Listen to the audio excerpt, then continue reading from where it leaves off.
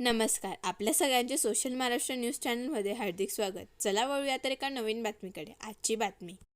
महापालिकेच्या वतीने नव्याने चौपाटीवर येथे 2 कोटी खर्च करून कॉन्क्रीट रस्ता तयार करण्यात आला होता.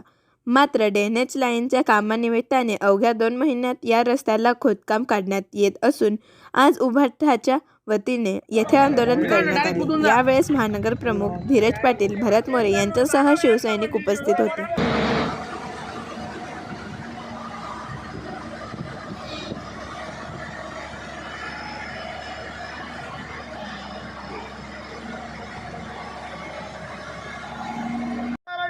नवीन रस्ते खोदणारे महानगरपालिका आयुक्तांचा बुलंद आवाज कुणाचा?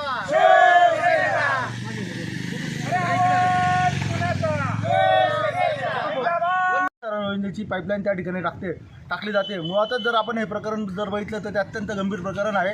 बाजूला या ठिकाणी जैनचा तरण तलाव या ठिकाणी आहे, ज्याला कोर्टाकडनं पूर्णपणे पाडण्याचे आदेश महानगरपालिका प्रशासनाला प्राप्त झाले असताना सिद्धेश्वरकडनं जी येणारी मलनिःसरण योजनेची पाईपलाईन होती ती नदीमध्ये टाकण्यात आली आणि जैनचा जलतरण तलाव त्या ठिकाणी वाचवण्यामध्ये आला.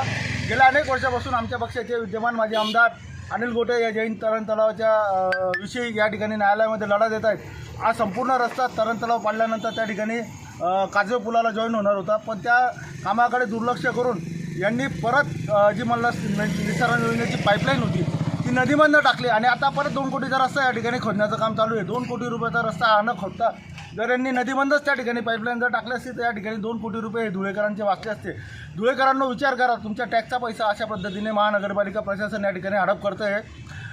धुळे शहरामध्ये 6 महिन्यापूर्वी बनवले गेलेले रस्ते या ठिकाणी उखडले जात आहेत.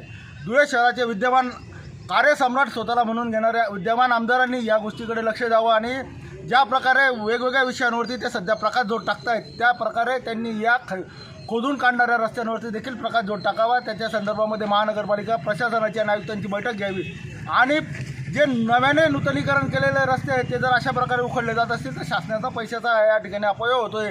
हे आज किमान तरी लोकप्रतिनिधींनी महानगरपालिका आयुक्तांना या ठिकाणी लक्षात आणून देणं गरजेचं आहे.